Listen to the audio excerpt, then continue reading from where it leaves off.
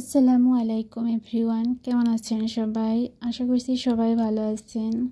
আজকে আমি আপনাদের সাথে শেয়ার করব এই ছোট্ট পিন হোল্ডারটি আমি কিভাবে বানিয়েছি। আর এখানে ড্রয়িং ভিডিওটা ভুলবশত ডিলিট হয়ে গিয়েছে, যার কারণে আমি আর দেখাতে পারলাম না, একদম সেলাইতে চলে গেছি। এখানে ছোট ছোট 3টা ফুল আর কিছু লতানো ডালপালা দিয়ে আমি ড্রয়িংটা করে নিয়েছি। এখন আমি ফুলের পাপড়িগুলো সেলাই করার জন্য এখানে ডিএমসি 2 তার সুতাটা ব্যবহার করেছি। আর ডিএমসি সুতাটা দিয়ে আমি এখানে কাশ্মীরি ভরাট দিয়ে পাতাগুলো সেলাই করে নিচ্ছি।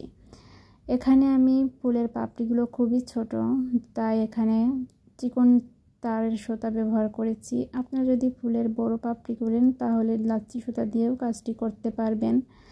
আর সুতা যত চিকন সুতা দিয়ে আপনি কাজ করবেন, কাজের ফিনিশিং ততটাই সুন্দর আসবে।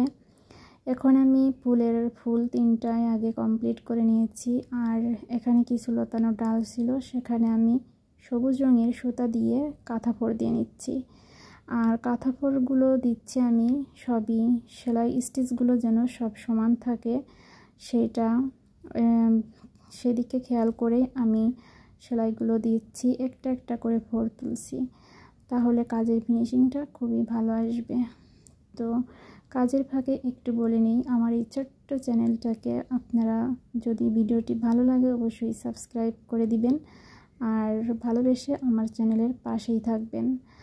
তো এভাবে করে আমি লতানো ডালগুলো সবই সেলাই করে নেওয়ার পর একটা একটা করে আবার পাতাও দিয়েছি। আমি জলপাই কালারের সুতা নিয়েছি, একটা করে চেন সেলাই দিয়ে মাঝে মাঝে যেখানে আমার কাছে মনে হয়েছে এখানে একটু ফাঁকা, তো আমি সেখানেই একটা একটা করে চেন সেলাই দিয়ে পাতার মতো করে দিয়েছি। তো এভাবেই দেখতে বেশি ভালো লাগছিল। তবে ভিডিওতে সবুজ আর জলপাই মনে হচ্ছে কোনো পার্থক্য বোঝা যাচ্ছে না। যাই হোক, আমি ডিজাইনটা কমপ্লিট করার পর তার চারপাশে কাঁথা সেলাই দিয়ে নিচ্ছি। এইটারও ভিডিও ডিলিট করে দিয়েছি ভুলবশত। তো এখন আমি ওটার সাইজ মতো 2 টুকরা কাপড়ই কেটে নিয়েছি। কেটে নেওয়ার পর এখানে আমি সুই সুতা দিয়ে উল্টা পাশে সেলাই করে নিচ্ছি।